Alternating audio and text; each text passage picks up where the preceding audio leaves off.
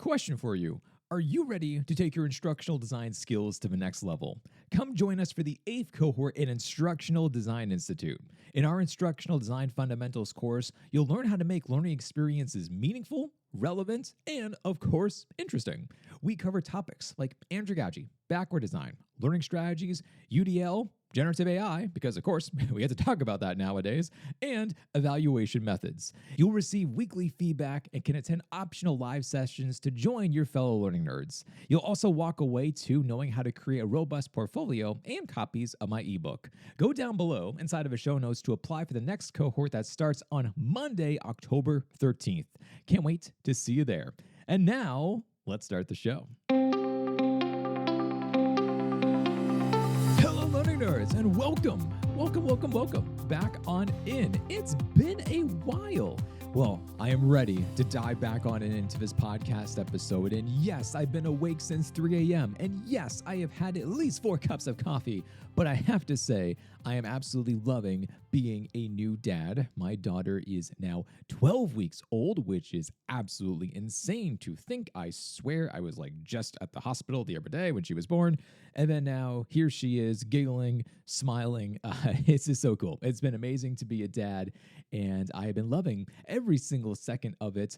But now that things are certainly rocking and rolling a little bit more, it is time to jump back into action, into the podcast, because I have also absolutely missed podcasting. Even though you might have me on a little bit less sleep, I promise to keep on bringing the energy and the passion, just like with every episode. And if this is your first time listening to this podcast, well, hey, welcome on in. This is the vibe that we are going to be going for in 2025 and beyond. My name is Dr. Luke Hobson. I'm an assistant director of instructional design. I'm also a lecturer, author, blogger, podcaster, and really my life is all around how to design meaningful, relevant, and interesting kinds of learning experiences, and being able to share them with all of you has absolutely been a blast, and I have been doing this for the last 11 years or so. It's been a while at this point in time. And of course, you can find all of the content that I have created over this period of time over at drlukehobson.com. Today's episode is a sneak peek of what's to come with one of the new articles that is going to be featured on my newsletter over on LinkedIn. That's called Confessions of a Learning Nerd.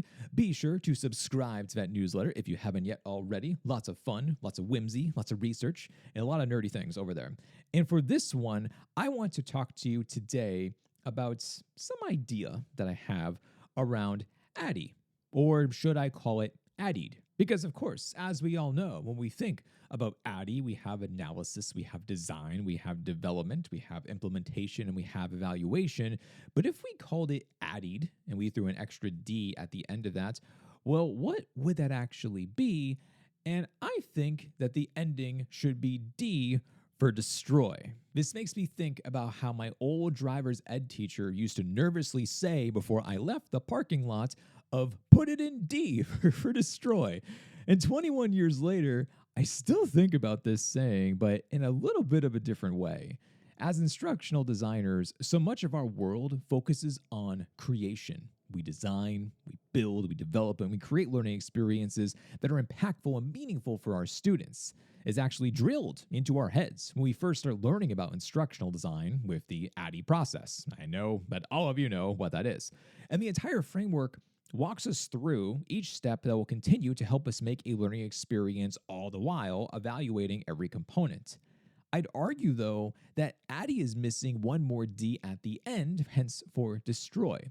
The current process ends with evaluation, where instructional designers and stakeholders decide what changes to be made based on feedback, performances, outcomes, and results. Perhaps the instructions for the last assignment weren't clear enough and they need to be adjusted.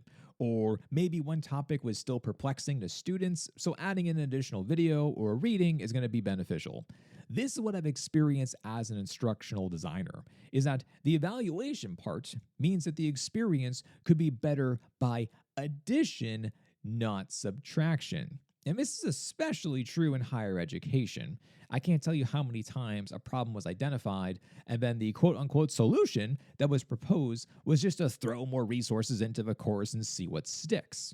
And eventually, this leads to courses becoming dumping grounds for additional resources that may or may not be helpful to students. Now, I can take a guess as to what you might be thinking of, how bad can it be? You throw in some more resources and, everything kind of works out. Well, my question for you is, what is your definition of more? Recently, I was asked to audit a few courses at another institution. They brought me on to be able to kind of review everything that they had because they wanted an outside perspective. And everything at first seemed normal. And then it was the textbook definition of cognitive overload.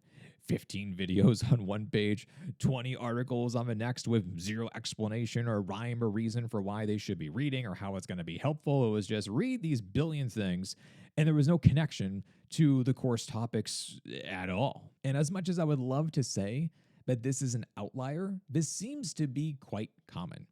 Adding more resources won't make things better without intentionality. Just going to say that again. Adding more resources won't make things better without intentionality. And I'm repeating myself because this is something that I feel that a lot of us need to hear, because the quick solution is always add more stuff and hope that it's going to work out.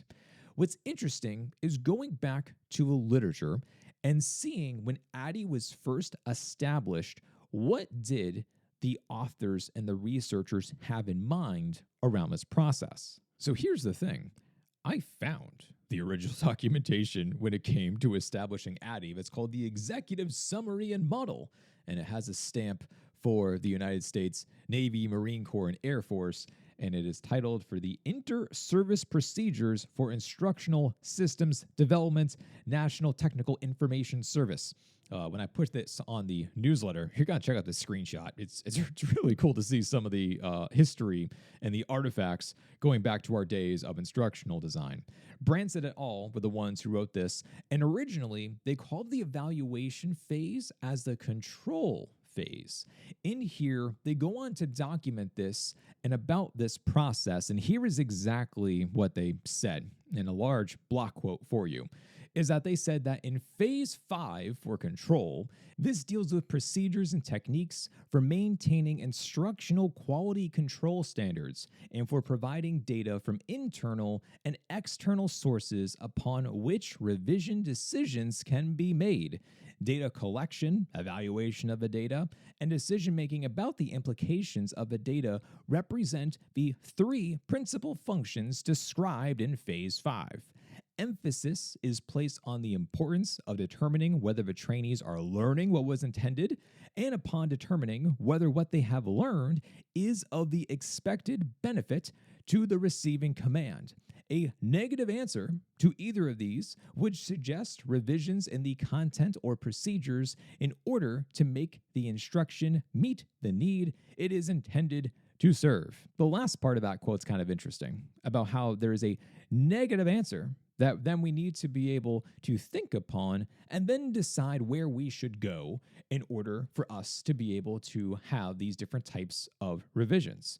Now notice about how the word revisions was heavily stated inside of that paragraph, which is something that, once again, I think we all need to be able to hear, is that when you revise something, it means that you could add to it or you could take away from it. Now, I get it. You might feel like you're killing your darlings by removing content or activities, but sometimes that's what you need to do. In one course that I designed before, the professor and the course team were excited about including every aspect of the course content. Anything you can think of. There was a resource in there for someone, for somewhere, about anything.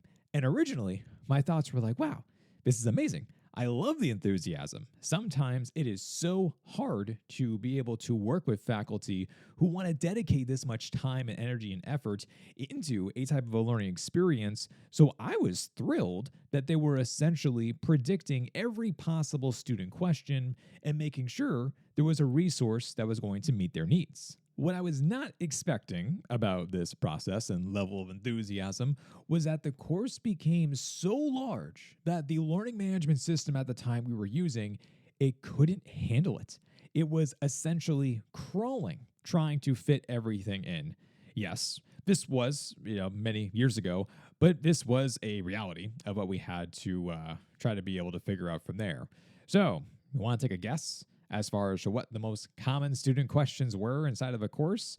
Well, when it finally went live, all of the questions were essentially around navigation issues and trying to locate resources that they saw once and then they just disappeared and they were lost in the void forever. And then, of course, the support team was having difficulties finding these, repairing broken links and communicating back to students. What started off as a really helpful thought became a nightmare for students or for the teaching team. And in this case, it absolutely made sense to remove a significant amount of content to make it cleaner, succinct, and more direct. As you go through this type of review process and for evaluating things, my suggestion would be to create a priority list and determine what needs your immediate attention and what can wait. As designers, I know we want to get everything done ASAP, but that's not always possible. For instance, broken links and videos, that's an immediate fix. But swapping out one resource for another because it only received okay feedback and you want to find something better, well, that can wait. So you can use your best judgment for these, and you can even make a tiered-based system and color coordinate them if that's going to help you. Overall, I would be asking, are your revisions essentials or nice to have? Is something truly adding value, or is it just noise? If there is too much fluff in your learning experiences, you need to cut them out. More is not always better, and your students will thank you for removing the clutter and prioritizing what matters most. So, what do you think? Are you going to put it in D for destroy? What do you think about emphasizing the need for removing clutter inside of a learning experience? Let me know. Feel free to either tag me on LinkedIn to go into the newsletter when it does come out. Once again, you're going to have a sneak peek. Eventually, it's going to come out.